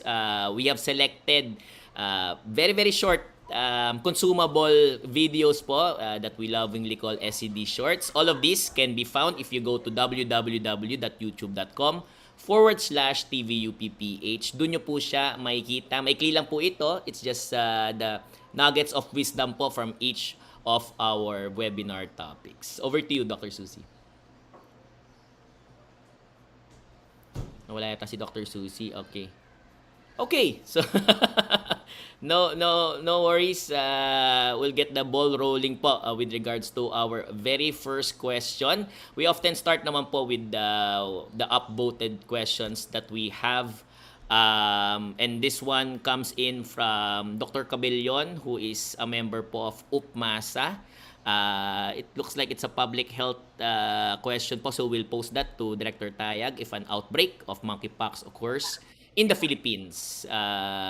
What are the specific strategies that the Philippines will employ in controlling it? The role of antivirals, and especially the possibility of getting vaccines here in the Philippines po. Dr. Tayag? Okay, thank you, Raymond. Thank you for the question. A single case in a country where monkeypox is not endemic is already considered an outbreak.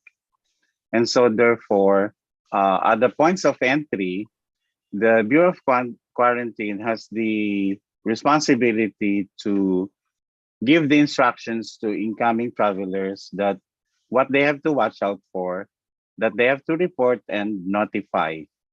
Once a case is confirmed, this will be reported immediately to the World Health Organization. A risk assessment should be done, whether or not this constitutes a public health emergency of international concern. There will be contact tracing. So the protocol now is if you are within 3 rows from a passenger who is a confirmed case, then you will be included in the list of contacts.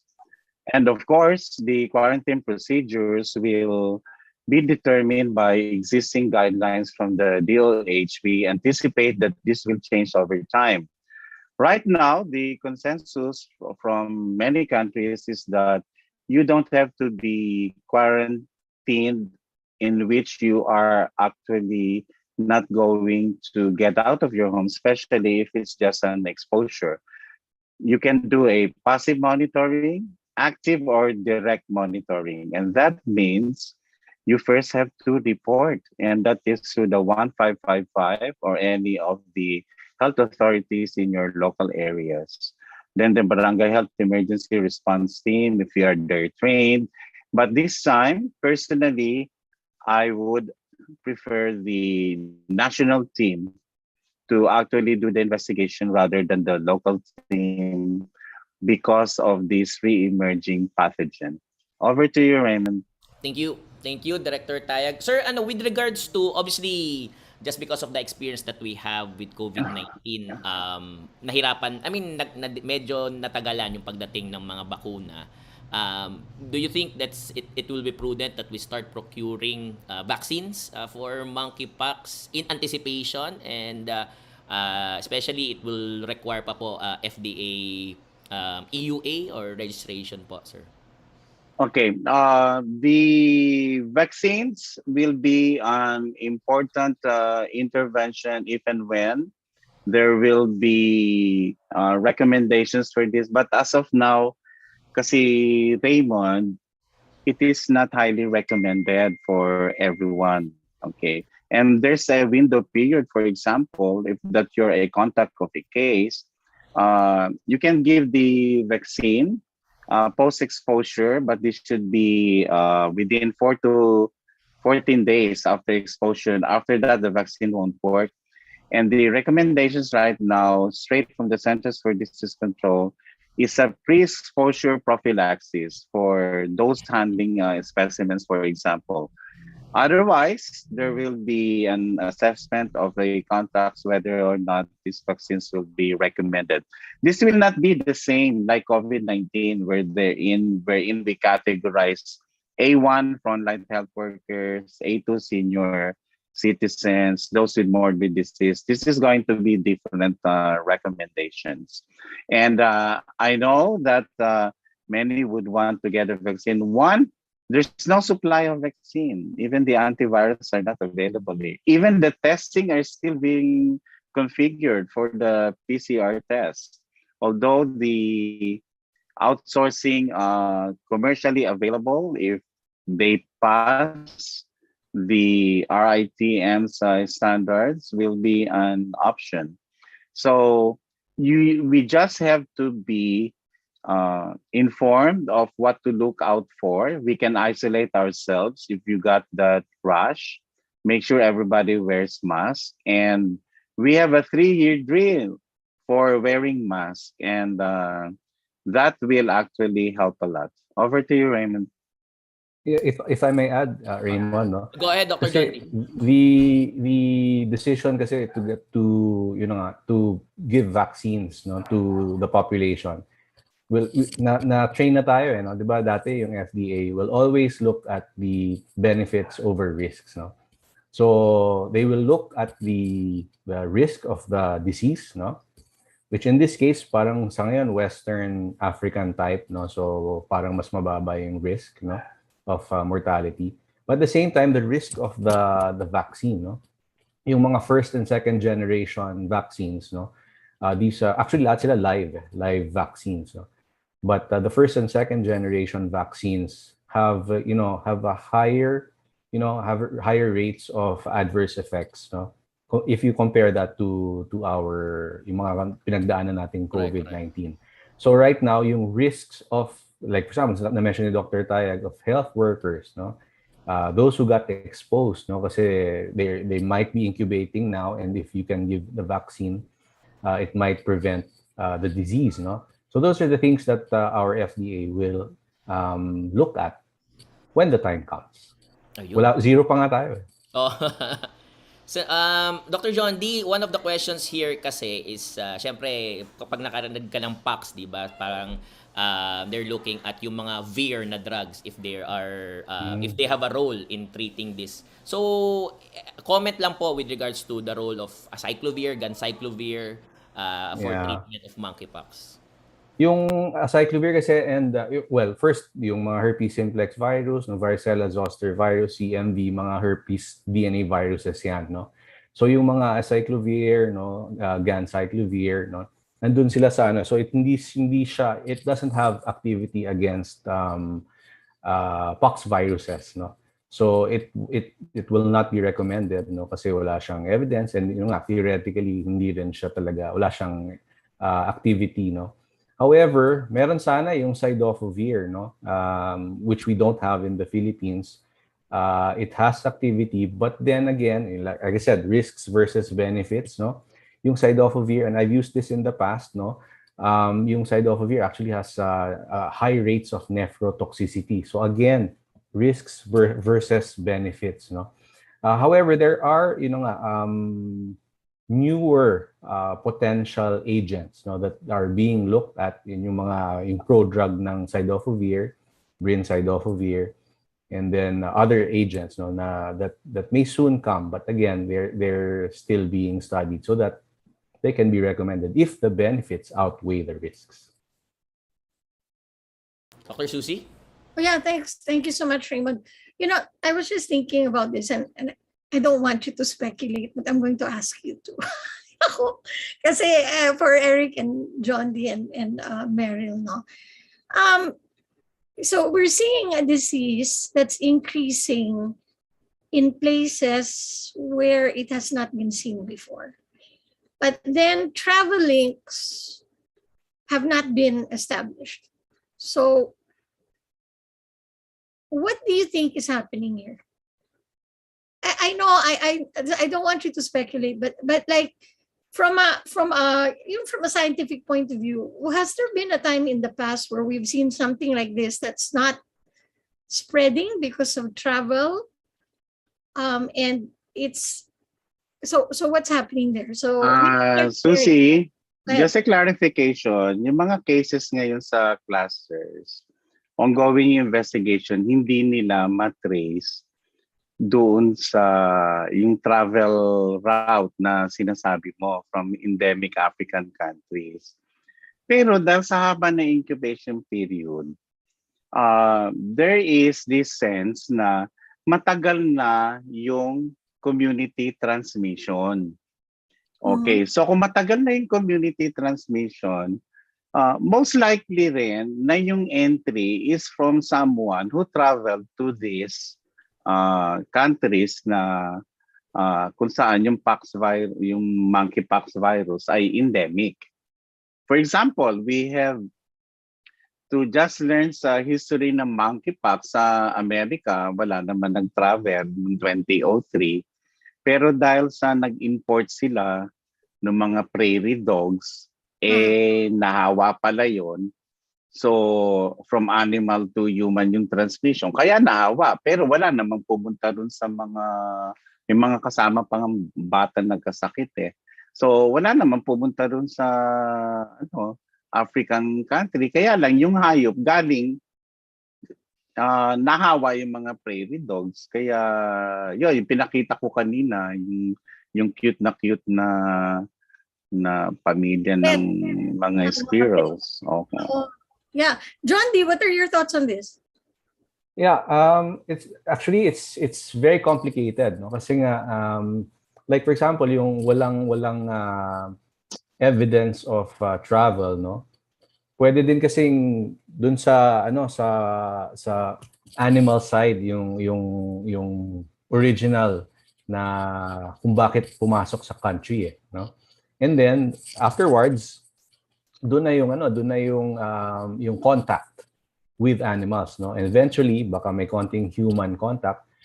But for me, kumbaga I even read an article na parang nilaliken niya yan sa parang episodes, no? Hindi natin alam kung nasa episode 2 tayo, 3, baka nasa episode 6 na tayo. Hindi lang natin napanood yung episode 1 and 2, things like that, no? So it's already ongoing. But for me, of course, there's importance in looking back, no, trying to figure out saan nanggaling. But there's also this point in time where we are right now that we can prevent it from, becoming, something worse, no? Meaning, and we've been practicing it, no? We've been using masks. Sabi natin, respiratory droplet yung transmission. And nagmamask tayo. Tayo yung isa sa mga countries na nakamask pa. Other countries hindi na nagmamask. So there's a chance that we can really reduce yung droplet spread nitong monkeypox virus. We've been washing our hands with hand hygiene, and ang importante na lang yung contact, no? Yung ingatan natin yung ating broken skin and things like that. Contact with yung mga soiled areas, no, surfaces, no. because really it's a global problem. Yeah. Pero on our end, no, nandun pa tayo, ginagamit pa natin yung mga infection prevention practices, no? And hopefully with that continuing, we can prevent episode 12 sa atin. So walang episode 12 sa Pilipinas, parang gano'n. Yeah. Thank you so much. You know, we're not yet at the top of the hour, but I think we want to go, Raymond, and answer the Slido questions. Is that correct? Sige. Pero we have one more question just Sige, go. for the Go, audience. Raymond. Kasi paulit-ulit po siya even in the Facebook and YouTube. We'll post this to Dr. Merrill. Dr. Merrill, ang monkeypox daw po ba ay parang katulad siya ng bulutong na kapag ka nagkaroon ka na, hindi na mauulit? Okay. Well, bulutong is ano yan, no? I'm sorry, Tagalog. I'm not from Manila. Chickenpox. Varicella po, varicella. Varicella. Okay. I see. Well, for now, wala akong nabasa regarding a recurrence of monkeypox if they have been infected before. So I cannot sufficiently answer that. So if for chickenpox naman, true, they say that once you have gotten chickenpox, hindi ka na maulit. But of course, for those immunocompromised, pwede maging shingles yan later on. But with regards to the monkeypox na infection, wala pa akong nabasa po. Yeah, I think John D was nodding. John D, you wanna address that? Yeah. Yeah. I actually agree with Merrill, no? Kasi nga, kung nakita niyo yung presentation ni Dr. Tayag, actually, konti pa lang talaga yung human monkeypox na nakita na record, no? And so far, wala pang nakikitang recurrence, no? And one good maybe indirect evidence is yung smallpox vaccination is able to eradicate the smallpox, which is again an orthopox similar to monkeypox. No, so right now the evidence seems to be that if you get it, you have immunity, but again down the line you may get a reduction in your antibodies. No, but we don't know yet if even with the reduction in antibodies, kung you will be as prone to someone who never received that to get another orthopox virus, no? Kasi nga yung maganda dun sa vaccine, no, na and even kasi diba yung original vaccine is live smallpox yun no? Vaccine niya, no? It confers protection also to other orthopox viruses, no? So yun ang maganda. Yeah, thank you very much. Okay, Raymond, we're running out of time. Let's go to have the fun quiz. Opo, thank you so much. The answers. Okay, can we have the Slido also on the screen? We'll ask each of our experts po to tackle one question. The first question, just because I saw this in the slide of Dr. Tayag, first question po, I hope you're seeing this on the Slido din po, no? Are monkeys the natural reservoir of the monkeypox virus? Meron po kasi yun. Yeah, no. Okay. Nanalo ang yes dyan, pero ang sagot po ay no. Thank you, Dr. Tayag. Our second question, paano po ma-differentiate ang monkeypox sa chickenpox? Dr. John D? Actually, all of the above, no? And I showed that, that image, no? Na lymph nodes, mas common sa monkeypox, no? More than chickenpox, absent. Measles and rubella, minsan meron, no? Pero pag nakita tayo ng lymph nodes, baka ito, baka more of monkeypox. The stages of the lesions, no? Usually uniform, no? For monkeypox, and for measles and chickenpox, different stages. Distribution of the lesions, more on the face, bad trip, no? And the extremities, versus chickenpox more on the trunk, no? So all of the above. Thank you, Dr. John D. And finally, for Dr. Merrill, ano po ang duration of quarantine if you have been exposed to someone with monkeypox? So if you've been exposed to someone with monkeypox and then you developed symptoms as well as you contracted the monkeypox, ideally 21 days or until all the lesions have resolved. However, there have been recommendations din by CDC as well as WHO that if you remain asymptomatic initially after the exposure, baka you may not need to isolate or to quarantine. However, this is still an ongoing issue. So as we study more the monkeypox and its trend, I think the agencies will be able to give a more structured quarantine plans later on. Okay. Dr. John D, did you want to add? Yeah, I think that's a very important point ni Merrill, no? Because it's not as infectious as yung sinabi natin yung COVID-19, no? If you look at the memo of DOH, hindi siya talaga nakasulat na quarantine, no?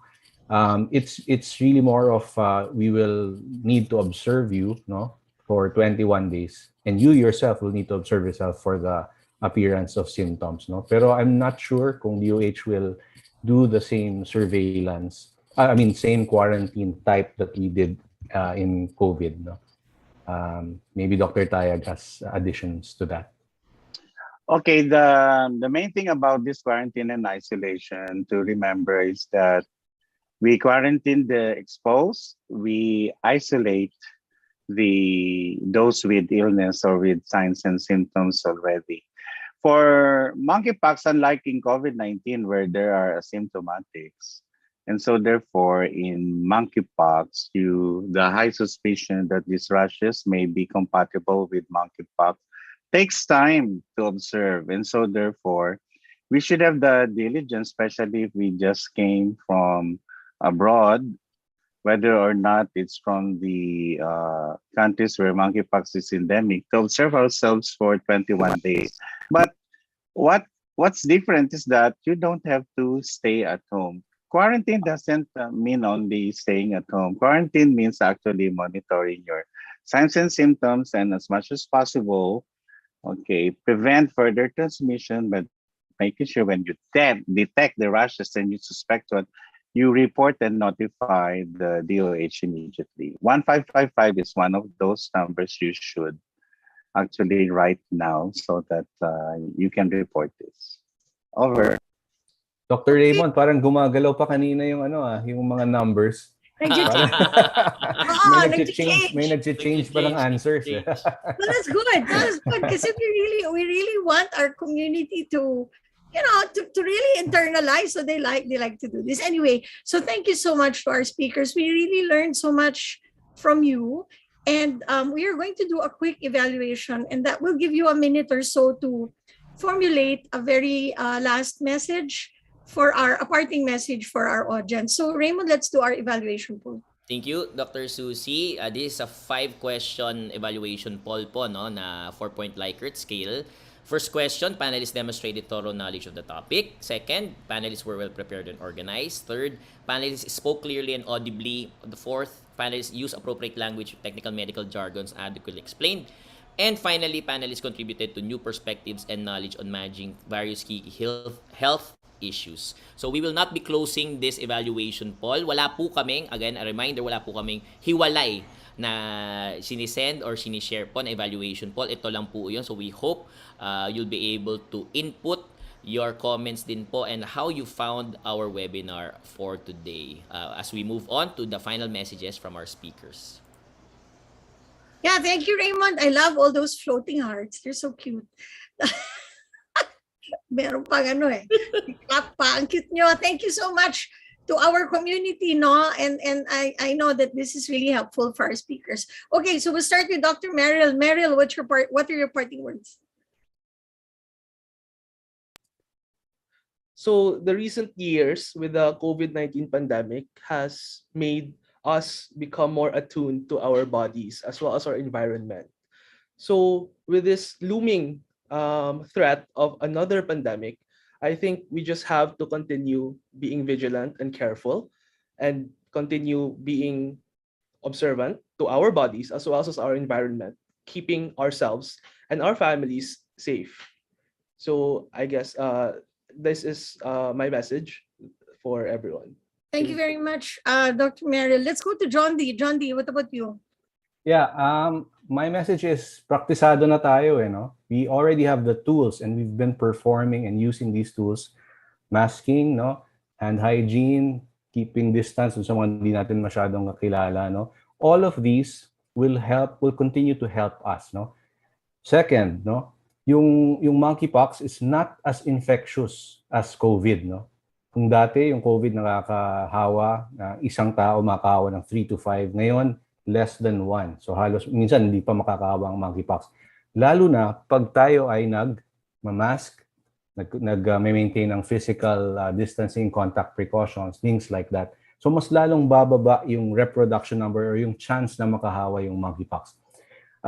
Let's just remember na yun na nga, medyo good news din na yung ating monkeypox clade right now, medyo western. So isa na namang good news yun. So really, we are prepared, no? We have the tools. Let's use these tools and i-quote natin yung galing sa Lord of the Rings. So sabihin natin dun sa virus, no, na monkeypox virus, you shall not pass. Thank you. Thank you so much. It's Dr. John D. Buensalido. Thank you. Okay, so we go to our first speaker, Dr. Eric Tayag. Eric. Maraming salamat, Susie. Sasagutin ko na yung nabitin na katanungan. Monkeypox, dapat ba tayong matakot? Okay. Kung matatakot tayo after na yung mga impormasyon na nakuha niyo po o napanood sa programang ito, abay may problema po tayo sapagkat binigyan na namin kayo ng impormasyon na makakatulong po para na sa ganon ang ating pong action ay hindi po patsamba-tsamba, kundi ayon po sa mga binibigay sa inyo ng mga kinauukulan. Pero yung konting takot ay maganda rin po yun sapagkat makakapag-ingat tayo at lalo na yung ating kaalaman na nadagdagan ngayon at yung konting takot ang magsisilbi para na sa ganon sa takdang panahon ay tayo ay isang mamamayan na magre-report sapagkat ayaw nating kumalat ang monkeypox. Sa ngayon po, 0 pa at sana panatiliin po natin 0 ang monkeypox sa ating bansa. Over to you, Susie. Okay, thank you so much, Doctor. Okay. So, like I said, thanks for speakers. To the point that I would like to, for really preparing, because it's difficult because this is all very new, but they really gave their time to make this preparation and to be with us. So Raymond, we'll share really quickly the results of the evaluation. Yes, thank you, Dr. Susie. So, at least po 95% of our attendees for all the questions chose strongly agree for all the questions po. So, maraming salamat po sa lahat po ng nagbigay ng kanilang feedback for our webinar for today. Okay, so we will now move to Our synthesis. Chancellor PADILLA of UP Manila, who will do a summary, a synthesis of the excellent presentations we had today. Menchit, over to you. Magandang hapon po sa inyong lahat. With COVID-19 still in the background, we now turn to another virus, the monkeypox virus, commonly found in Central Africa, where it is endemic. But now there are reported cases in 30 countries. So what is new is its presence in non-endemic countries. Our first presenter is our regular Director Eric Tayag, and he started by saying that it is a re-emerging viral disease transmitted from animals to humans. It is caused by a DNA virus, the monkeypox virus, distinct from the smallpox virus, discovered in 1958 in monkeys and eventually emerged in the humans in 1970. In 2003, it got out of the African rainforest, reached the US, where they reported 40 suspected cases, and they were traced to prairie dogs. So aside from the monkeys, the following are susceptible to the infection: rats, squirrels, prairie dogs, and cats. Now, Dr. Eric emphasizes that monkeypox is not a sexually transmissible disease. Transmission is by direct exposure, of course, which includes sex contact, and indirect exposure, which means to contaminated beddings and clothes. Dr. Eric said that, he said, take note, a single confirmed case in a country where it is not endemic is already labeled an outbreak. Wala pa tayo tayong kaso. And it is extremely important that contact tracing measures are done for risk of infection and transmission. Now, for us who have smallpox vaccine, we should remember that it offers some protection, but with time, it has waned already. Dr. Eric said that the outbreak is not yet an international concern. It is a pandemic if there are multiple continents involved. So far, we only have 2 continents. So we're still okay. So we have to be careful. Remember, we do not yet have cases in the Philippines. Our next presenter is Dr. John D, who focuses on the clinical manifestation. Now, Dr. John D said, transmission actually has 2 ways, animal to humans, and then humans to human, and that is the close contact or mother to child. And an unprotected contact can get it from respiratory droplets, lesion materials, and body fluids, as well as contaminated materials. The virus might enter through the respiratory tract, mucous membranes, and broken skin.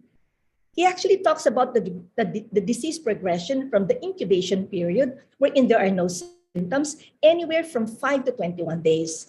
Moving on to the febrile stage, which is 1 to 4 days, with swollen lymph nodes, headache, chills, sore throat, body malaise, and fatigue.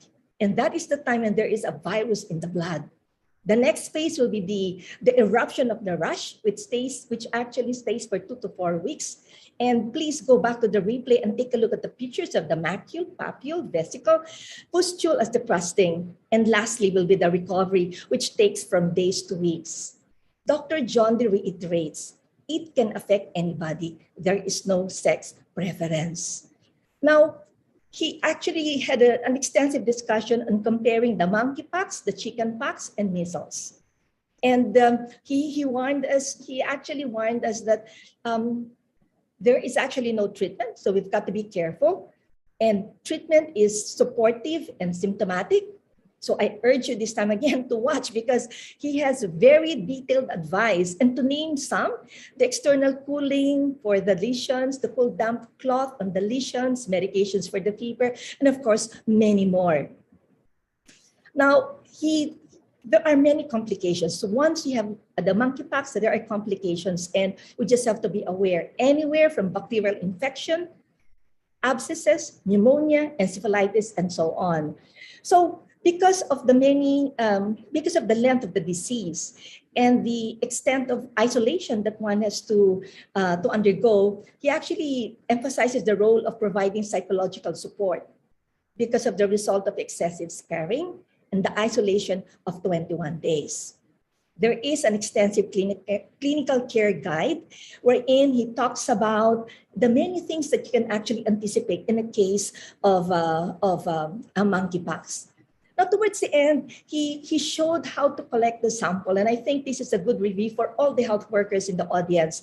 The correct way for sample collection, and of course, the PCR testing. But since we are all very familiar with the PCR testing of COVID, then this will just be a review. And lastly, he discussed the definitions of suspected, probable, and confirmed case. Our last speaker, Dr. MERRILL, concentrated on the prevention of transmission. And he categorized this into contact precaution, droplet precaution, and airborne precaution. So this is actually perfect for the health professionals in the audience because it talks about how to handle a case in the hospital. Of course, it is ideal to have a negative pressure room, but we all know that this is not always available in our hospitals. If ever there may be 1 or 2. So he said that if a negative pressure, air pressure room is not available, then the patient can still stay in a private room with strict public health precautions. The usual, the use of the mask, the PPEs, but take note with proper disposal, standard hygiene, proper hand hygiene, handling of the laundry. And take note, no shaking of the laundry. Mahilig sa atin nagpapagpag. Cannot be. You know, even taking note of the temperature of the water to be at 60 degrees. He also puts emphasis on the cleaning of the equipment between use, that the contamination of the room using chlorine, and taking note that this is labeled category A waste, red or yellow bags, and that there's a need for a possible incineration. Now, for those who will have to stay home, he had a long list of how we can stay home and be isolated. And of course, again, practicing the standard health protocols. But I just want to mention a few. He said avoidance of sex, the use of long sleeves and long pants, avoiding contact with domestic animals because you are home. And this is one thing I'm sure we all overlook. Inform the garbage collector of the contents of our bags. There was an extensive discussion on the disposal of the dead bodies. So I urge you to watch the replay and watch in detail. So, sagutin natin ang tanong, dapat bang matakot sa monkeypox? From all of our speakers, we heard them all say, dapat lang tayong handa. Meron na tayong experience sa COVID. Dapat mas marunong na tayo ngayon. Sabi ni Dr. Eric, konting takot ay maganda para tayo ay nag-iingat. Pero kung duda kayo, sabi ni Dr. Eric, tumawag sa 1555. Magandang hapon po sa inyong lahat at maraming salamat. Thank you so much, Monkey.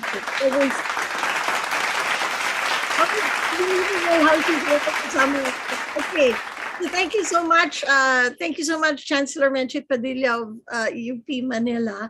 And we are coming to the close of our program next week. Naku, very good topic next week. I think you have heard that there was, or I don't know if it's still continuing, an outbreak of dengue in Cebu. So we will talk about that. Me personally, I take a very strong interest in how climate change is affecting these mosquitoes. No, today we were talking about zoonotic disease. No, na yun nga, may prairie dog, may rodents, no, merong iba-ibang mga hayop. Ito naman yung mga lamok. Pag-uusapan natin next week. No, so we have two experts who will be talking to us about dengue. Used to be back in the day, dengue was rather predictable. We knew there was a 2-year cycle. Every 2 years, there was like a surge in numbers of cases. But now it seems that year-round, there are outbreaks of dengue. Why is that happening? How do we protect ourselves? How do we prevent this? We will tackle all of that next week with some of our experts on these mosquitoes and try to understand a little bit what climate has to do with it. So we'll see you next week. Over to you, Raymond. Thank you so much, Chancellor Padilla and Dr. Susie. So next week po, no, abangan po natin ang ating topic and our webinar speakers po. Magagaling po yung kinukuha po namin for our webinar topic on dengue. And we hope you'll be able to join us again next week po. Before we conclude our program, let's first acknowledge the very hardworking team behind the Stop COVID Deaths webinar series. Without each and every one of you, we won't be able to churn out our quality content week in and week out po. So maraming salamat po sa inyong lahat. And finally, especially for all those who are asking, all Stop COVID Deaths webinars are archived for Webinar 1 up to Webinar 101 and then thereafter, Webinar 102. Nandun na rin po yun. If you go to www.youtube.com/TVUPPH, you'll be able to see all of our webinars po. So this formally closes our webinar for the week. We hope to be able to see you again during our regular Friday po from 12 noon to 2 p.m. It's a date. Together, we can stop COVID deaths. So keep safe, keep healthy, and see you online!